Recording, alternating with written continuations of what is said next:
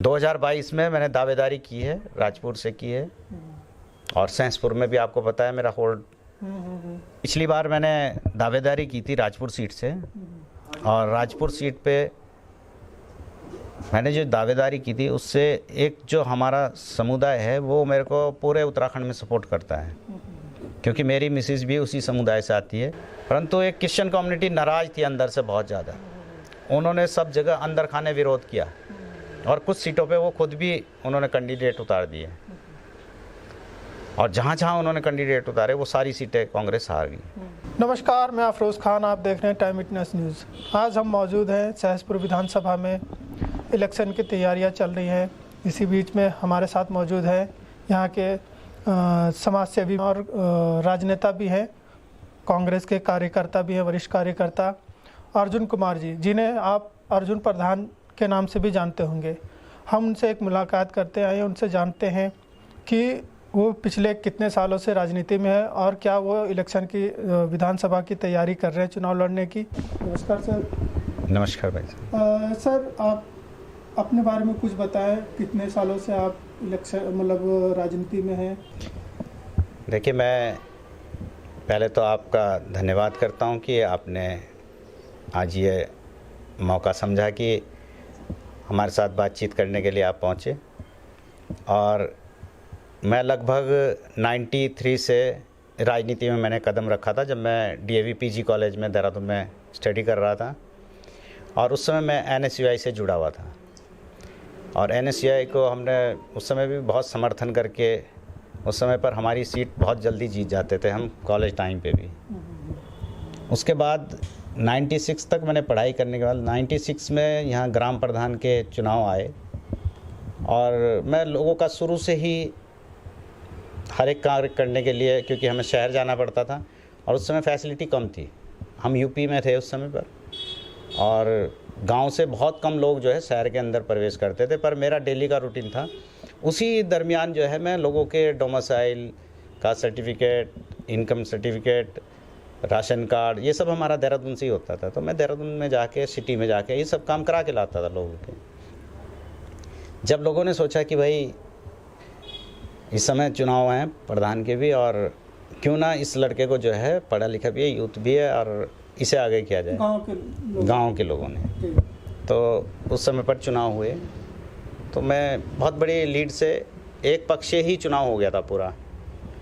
तो उस समय पर जितने मेरे साथ के और लोग भी थे वो भी हमारी पूरी बेल्ट जीत के आ गई थी। सर, क्या आपके पारिवारिक, इससे पहले भी पारिवारिक कोई राजनीति में था? नहीं, इससे पहले हमारे यहाँ पारिवारिक में कोई राजनीति में नहीं था और फर्स्ट चांस मेरा ही था। पर यह है कि हमारे पूर्वज जो थे वो कांग्रेस पार्टी से जुड़े हुए थे शुरू से ही, और उस समय हमारे क्षेत्र से जो है, हम चकरौता के साथ हमारा पूरा क्षेत्र जुड़ा हुआ था विधानसभा। तो हमारे फादर लोग जो हैं गुलाब सिंह जी को सपोर्ट करते थे यहाँ पर। सर, लगभग 96 यानी कि आपका 25 साल पहले, 25-26 साल पहले, यानी आपके उम्र उस समय क्या रही होगी सर? उस समय मेरी बहुत छोटी उम्र में मैं प्रधान बन गया था, मैं लगभग 23 साल का था उस समय पर। हाँ, तो बहुतों ने मुझे कहा कि युवा प्रधान जी, मेरे चाचा भी मुझे बोलते थे जो पहले प्रधान रहे 15 साल। तो उन्होंने भी कहा कि बेटे, मैं 15 साल में नहीं कुछ कर पाया, तो अभी बहुत छोटा बच्चा है, तू क्या करेगा काम। तो मैंने कहा नहीं चाचा, ऐसा है, जब कोई ठान लो ना काम तो वो होता है। तो उस समय पर मैं यूपी के अंदर, जब हम लखनऊ से मैं योजनाएं पास करा के लाया, तो उस समय पर लोग बड़े खुश हुए कि इतने छोटे बच्चे ने कि इतनी बड़ी योजनाएं पास करा दी। मैंने सबसे पहले ओवरहेड टैंक यहाँ का पास कराया और जो हमारे यहाँ PVC लाइन थी उसे GI लाइन में कन्वर्ट करवाया और पानी की सप्लाई को सुचारू रूप से कराया। उस समय पर हमारे पास अपना ट्यूबवेल नहीं था, सिंचाई विभाग का ट्यूबवेल हुआ करता था। हमने वहाँ भी हमें बहुत दिक्कत आई, क्योंकि सिंचाई विभाग और जल संस्थान दोनों आपस में तालमेल नहीं बना पा रहे थे। उसमें भी मैंने काफ़ी अपने उच्चाधिकारियों का सहयोग लिया, तो उन्होंने फिर टाई अप करके तो सिंचाई विभाग ने जल संस्थान को पानी दिया टैंक के लिए, टैंक से फिर सप्लाई चालू हुई। लगभग सर आपको 27-28 साल हो गए राजनीति में, तो आपको कभी ऐसा नहीं लगा कि मुझे विधायक का चुनाव लड़ना चाहिए, विधानसभा का चुनाव लड़ना चाहिए, या आपने पहले तैयारी करी हो और किसी कारणवश रह गए, ऐसा कुछ था? हाँ, इसमें मेरे अंदर थोड़ा सा दुख तो है इस बात का, क्योंकि जब उत्तराखंड बना उसके बाद पहला चुनाव यहाँ पर हुआ सन 2002 में, तो सैंसपुर विधानसभा के अंदर रिजर्व कैंडिडेट ऐसी सीट रिजर्व हुई थी, तो इसके ऊपर एक भी मतलब ऐसा चेहरा नहीं था कि जो मतलब सक्रियता से काम कर सके। हालांकि ग्राम प्रधान बहुत थे, परंतु सब ने फोकस कर लिया था कि भाई अर्जुन को ही करना है, ये काम करने में एक्सपर्ट है। और क्योंकि मैं ब्लॉक स्तर पे भी हम 5-6 लड़कों का ग्रुप होता था, एक प्रकाश जोशी थे, अनुज नौटियाल थे, मैं था, एक उदल भाई थे प्रधान, तो हमारा एक ग्रुप था। हम कोई भी बैठक को ना अपना एक समूह बना के योजनाएं पास कराने में हम नंबर 1 रखते थे अपने आप को। तो सबने सोचा कि भाई इस समय ग्राम प्रधान भी है और इन्हें ही किया जाए विधायक के लिए, रिजर्व सीट हुई। तो मैं भी उससे प्रसन्न था, खुश था कि एक मौका और मुझे मिल रहा लोगों की सेवा के लिए उच्च स्तर पर जाने का, और मैं खुल के काम करूँगा लोगों के लिए। हमारे बीच में एक साधु राम जी आए, 2 महीने पहले वो रिटायरमेंट हुए थे सॉइल कंजर्वेशन से, और अचानक से पता नहीं क्या माहौल बना, क्या नहीं बना, मैं भी नहीं समझ पाया, क्योंकि हमें पता नहीं था कि केंद्र में और स्टेट में क्या राजनीति चलती है। हम तो सीधे सीधे राजनीति वाले थे। तो इन्होंने टिकट जो है लास्ट मोमेंट पे साधु राम जी को दे दिया, जबकि 56 ग्राम प्रधानों में से 43 ग्राम प्रधानों ने मुझे लिखित में समर्थन दिया था कि यदि इन्हें टिकट मिलता तो हम इनके साथ हैं। लास्ट मोमेंट पे टिकट कटा, पर्चे उस समय भर चुके थे, और सारा NSCI का यूथ और हमारे गांव के और ग्राम प्रधानों के साथ के जितना भी माहौल था वो सब मेरे पक्ष में था। वो उस समय पे मैं निर्दलीय भी अगर फाइट करता तो ईश्वर की कृपा से मैं उस समय जीत रहा था पूरा निर्दलीय भी। परंतु उस समय पर हमारे बीच में गुलाम नबी आज़ाद जी आए, सुरेश पचौरी आए, विजय भोगना जी आए, हरीश रावत जी आए। इन्होंने आकर एक सैंसपुर में सभा बुलाई और मेरे को घर से बुलाया गया कि अभी आप चुनाव मत लड़िए, कांग्रेस के खिलाफत मत कीजिए, क्योंकि अभी आप यंग हैं और आपको आने वाले टाइम में बहुत मौके मिलेंगे, और अगला चुनाव जो है हम टिकट आपको देंगे 2007 में, परंतु इस समय जो है आप समर्थन कीजिए कांग्रेस का। सरकार बनेगी तो बहुत योजनाएं आएंगी, बहुत जगह चांस मिलेंगे। मैंने उस चीज़ को ध्यान में रखते हुए मैंने कहा अपनी अभी एक मौका कांग्रेस के साथ फिर आगे बढ़ाया जाए। तो मैं उस समय पर अपना समर्थन देके और मैं बैठ गया था। तो मैंने चुनाव नहीं लड़ा फिर, पर नाम वापसी का टाइम निकल चुका था, क्योंकि लास्ट मोमेंट पे टिकट मिला था और उस समय पता भी नहीं लग पाया टिकट का कि किसे चुनाव चिन्ह दिया गया। हमने पूरा जोर लगा के अपना कैंडिडेट कांग्रेस का साधु राम जी को जिताया। उस बीच में साधु राम जी उसमें गन्ना विकास मंत्री भी बने। उसके बावजूद सन 2007 में जब हमारा चुनाव आया तो कार्यकर्ताओं के पूरे कांग्रेस कार्यकर्ता अधिकांश नाराज़ थे उनसे, और उस नाराज़गी को उन्होंने शो भी किया मीडिया के माध्यम से भी, अखबारों से भी। तो उस समय पे भी मैंने दावेदारी की थी 2007 में, परंतु लास्ट मोमेंट पे आगे फिर वही किया उन्होंने कि भाई सिटिंग गेटिंग फार्मूला इस्तेमाल किया। जो सिटिंग विधायक थे उन्हें ही टिकट दिया गया। फिर टिकट मेरा उस समय कट गया। जब मेरा टिकट कट गया तो परिवार में हमारे बहुत उथल पुथल हुई। तो हम, जैसे आपको पता ही है कि बहुत बड़ी फैमिली है हमारी, 5 भाई भी हैं और उनकी भी बहुत बड़ी फैमिली है आपस में। तो बीच वाले भाई ने नाराज़गी में एक पर्चा भर दिया अपना ले जाके निर्दलीय, और उस समय पर 28% वोट जो है भाई को मिला, छोटे वाले को, जबकि मैंने मना किया था कि चुनाव मत लड़ो। पर वो है कि हमारे परिवार में भी पार्टियों को लेके, इस टिकट को लेके खींचतान शुरू हो गई। तो उन्होंने फिर दावेदारी की। वो कभी वार्ड मेंबर का भी चुनाव नहीं लड़े थे, ना राजनीति से उन्हें कोई लेना देना था, पर उस समय पर उन्हें 6000 के लगभग वोट पड़ गए निर्दलीय, और वही 6000 वोट नुकसान करके कांग्रेस को 4200 वोट से जो है हमारे साधु राम जी उस समय हार गए थे। तब से आज तक ये सीट वापस कांग्रेस को नहीं मिल पा रही।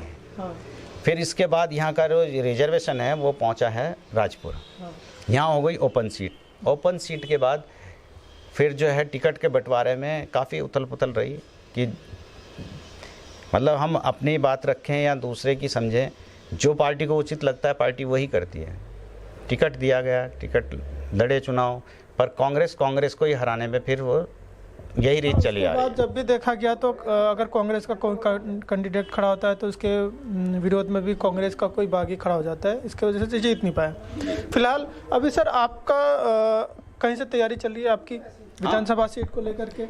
पिछली बार मैंने दावेदारी की थी राजपुर सीट से, और राजपुर सीट पे मैंने जो दावेदारी की थी उससे एक जो हमारा समुदाय है वो मेरे को पूरे उत्तराखंड में सपोर्ट करता है, क्योंकि मेरी मिसेज भी उसी समुदाय से आती है, वो है क्रिश्चियन कम्युनिटी।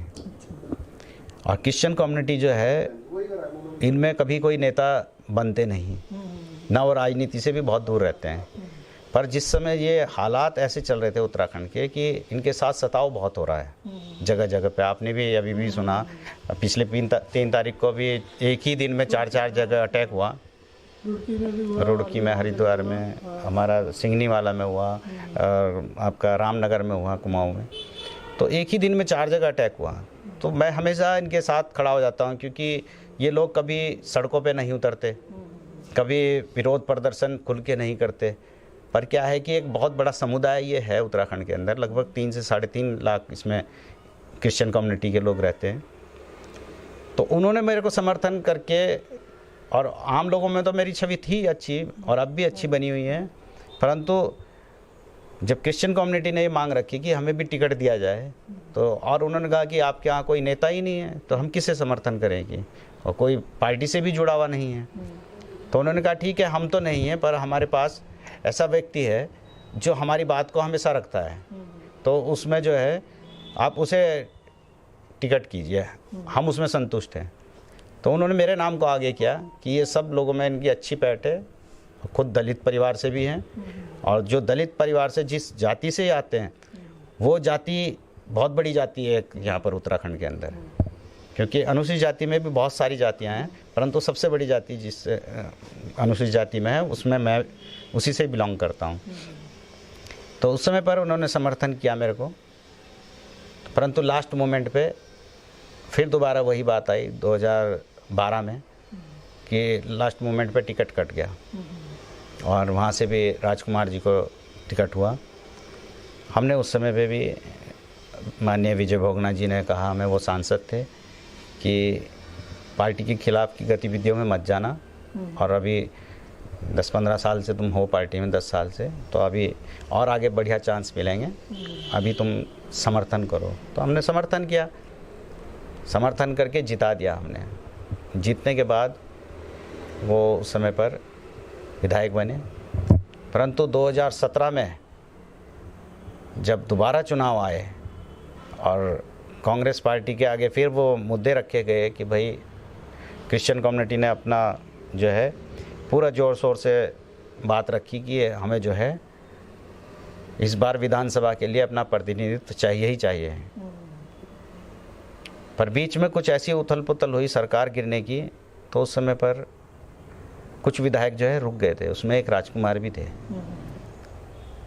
उस मुद्दे को लेके माननीय हरीश रावत जी ने कहा कि भाई क्रिश्चियंस को मैं मैनेज कर लूँगा, आप उनकी बात छोड़िए, वो टिकट बाद की बात है, उन्हें सरकार में हम कहीं ले लेंगे, ये है वो है, इसी तरह बोला जाता है, तभी जाके शांत होता है माहौल। तो उन्होंने सिटिंग गिटिंग फार्मूला इसमें भी इस्तेमाल किया, और माननीय राजकुमार जी को 2017 में दोबारा रिपीट करा। परंतु एक क्रिश्चियन कम्युनिटी नाराज़ थी अंदर से बहुत ज़्यादा, उन्होंने सब जगह अंदर खाने विरोध किया, और कुछ सीटों पे वो खुद भी उन्होंने कैंडिडेट उतार दिए, और जहाँ जहाँ उन्होंने कैंडिडेट उतारे वो सारी सीटें कांग्रेस हार गई।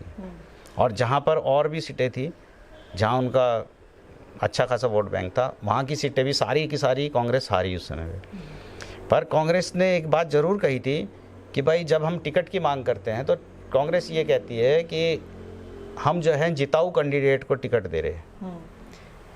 क्योंकि जब भी कोई कम्युनिटी के व्यक्ति बात करने जाते हैं कांग्रेस पार्टी के लीडर से, तो वो ये वर्ड ज़रूर यूज़ करते हैं कि हम जो है जिताऊ कैंडिडेट को जो है टिकट देने की बात करते हैं। इस बार जो है 2017 में उन्होंने ये बात रखी भी, और खुले मन से उन्होंने कहा भी। उस समय पर हमारी प्रभारी थी अंबिका सोनी जी, हमारे प्रदेश अध्यक्ष माननीय किशोर उपाध्याय जी थे, तो उन्होंने खुले मन से कहा था कि भाई हम ज़रूर इस बार ध्यान रखेंगे और टिकट देंगे, पर लास्ट मोमेंट तक उनका टिकट लास्ट स्टेज पे आके काट दिया गया। और वो अपने लिए नहीं मांग रहे थे टिकट, वो कह रहे थे कि केवल हमारे समर्थन से हम अर्जुन कुमार को जो है समर्थन कर रहे हैं, इन्हें आप टिकट दे दीजिए, ये हमारी बात को ज़रूर रखेंगे विधानसभा में, जो अब तक कोई नहीं रखता। पर जब टिकट नहीं हुआ तो उन्होंने नाराज़गी अपनी जाहिर की और इतनी सीटें हार गई। अब उनका क्वेश्चन भी बड़ा है, आप जब हम टिकट मांगते तो आप बोलते हैं कि हम जिताऊ कैंडिडेट को दे रहे हैं, जब 70 सीटों में से आपने एक सीट भी उनके लिए नहीं रखी और ना ही दी, तो अब आप 70 में से 59 सीट कैसे हार गए जब आपने जिताऊ कैंडिडेट को टिकट दिए थे? तो उनका भी क्वेश्चन बड़ा है। अब फिर दोबारा से उन्होंने ये मांग रखी हुई है। 2022 में सर क्या लग रहा है?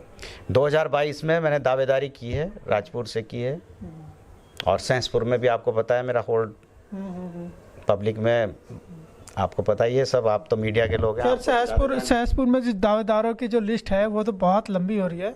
आप राजपुर रोड से भी कर रहे हैं और सहसपुर से भी कर रहे हैं? नहीं, मेरा तो फोकस तो राजपुर रोड सीट का ही है। हाँ। क्योंकि वहाँ सारी हमारी बिरादरी और क्रिश्चियन वोट भी 18,000 के लगभग हैं। फिर जिस बिरादरी से हम आते हैं वो भी लगभग 16-17 हज़ार वोट वो हैं।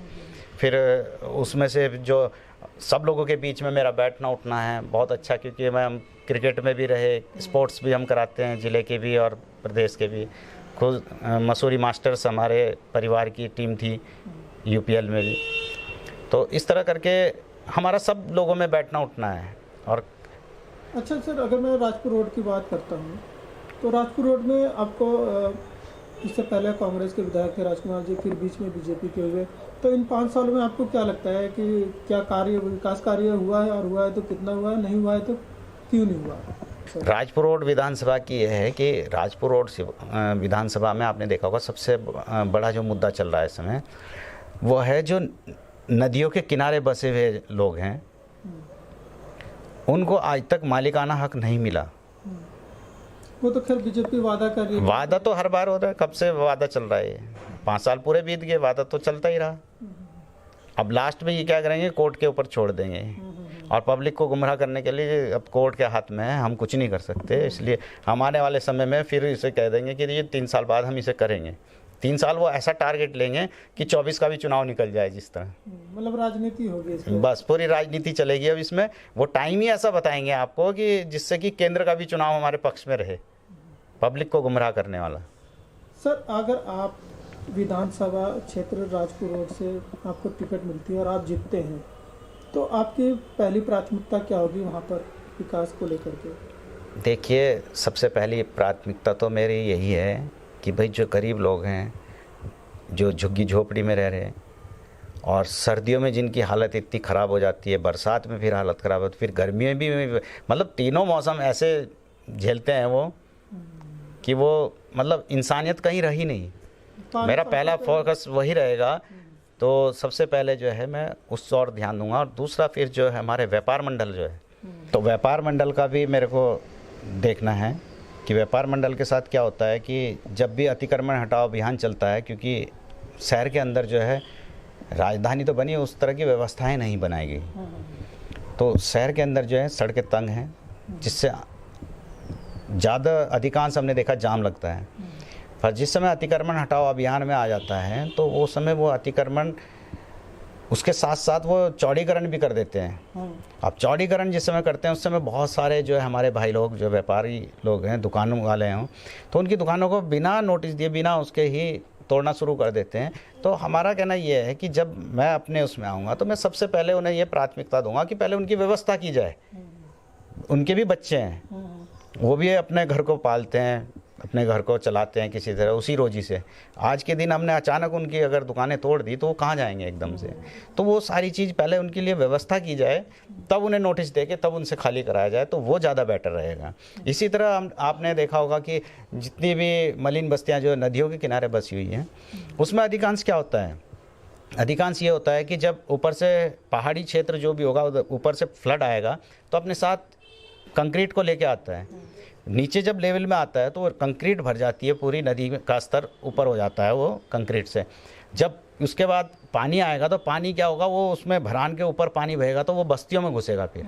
और यही कारण है कि ज़्यादातर जो है घरों को नुकसान इसी वजह से होता है, क्योंकि बीच में जो पुराना मलबा है उसे निकालते नहीं। और आज तक इस मुद्दे पर 5 साल होने जा रहे, कोई खनन नीति नहीं बन पाई। केवल ये शहरी क्षेत्र की बात नहीं है, ये गांव में भी यही स्थिति है। अगर गांव में ये नदियों से एक तो अर्निंग होगी, खनन अगर होगा तो अर्निंग होगी। पर्यावरण अलग चीज़ है, पर्यावरण के लिए आप पौधे लगाइए, पेड़ पौधे लगाइए, नदियों के किनारे लगाइए पौधे, परंतु जो नदियों का खनन है वो नहीं रुकना चाहिए। वो अगर आप खनन नीति के तहत पूरा बोर्ड बैठ के उसमें आप जो है उनके साइंटिस्ट जो होते हैं उन्हें लीजिए साथ में, उनसे बनवाइए उस खनन नीति को। और जो है मलबा आप अगर बाहर निकालेंगे तो अगली बार जो है घरों को नुकसान नहीं होगा, वो पानी जो है बीच धारा में ही बहेगा। आज की स्थिति में जब मलबा आ जाता है तो वो घरों के साइड कोनों में भागता है पानी। हाँ सर, ये अभी हमारे सामने भी एक मुद्दा आया था अभी बरसात में कि कई लोगों के जो पानी थे अभी मलबे की वजह से पानी तो भाई ऊपर तक आ गया है, वहाँ पर कंक्रीट, तो वो पानी घरों तक चला गया है। जो अभी सामान पड़े हुए थे वो सारे बह जाते हैं हर साल हैं। और सरकारी भी मदद भी अगर देखा जाए तो अगर 1 लाख का सामान बहा है तो वो 5-10 हज़ार ही मिलते हैं। हाँ, इसके लिए तो देखिए आपदा का कोष अलग होता है और ये आपदा में ही गिना जाता है, परंतु ये सरकार की कमी है कि जब किसी व्यक्ति की कोई पूरी संपत्ति खराब हो जाए, उसका घर का सारा सामान खराब हो जाए, क्या 2000 में 5000 में उसका सामान वापस हो जाएगा या उसका बच्चे पेट भर पाएंगे उस 2000-5000 में? तो ये चीज़ सरकार को देखनी चाहिए कि एक तो सबसे पहले उसी पे ही मैं बोल रहा हूँ ना कि एक तो व्यवस्था शुरू से सही रहे तो इतनी नौबत ना आए। चलो नौबत आई भी, आपदा का कोई भरोसा नहीं कब आ जाए, परंतु उसके लिए ये पर्याप्त नहीं होती धनराशि, इसलिए उस पर फोकस करना चाहिए कि भाई इसकी आपदा में जो भी घटनाएं होती हैं उसमें जो है एक अच्छी धनराशि उन्हें दी जाए, अच्छी व्यवस्था उनके लिए की जाए। और जो मान लिया 1 लाख की क्षति हुई तो 5000 में नहीं काम चलता। सरकारी आंकड़े अगर 1 लाख बता रहे तो इसका मतलब क्षति जो है कम से कम 2 लाख की हुई होगी उसकी, तब जाके सरकार 1 लाख की बताती है। तो उसके लिए भी हमें इस पे फोकस करना है और मैं ज़रूर आने वाले समय में जब भी चुनाव आएगा और पार्टी मुझे प्रत्याशी बनाती है तो और जीतने के बाद मैं ज़रूर इस चीज़ को लेके चलूँगा आगे कि इन चीज़ों पे ज़्यादा फोकस रहे।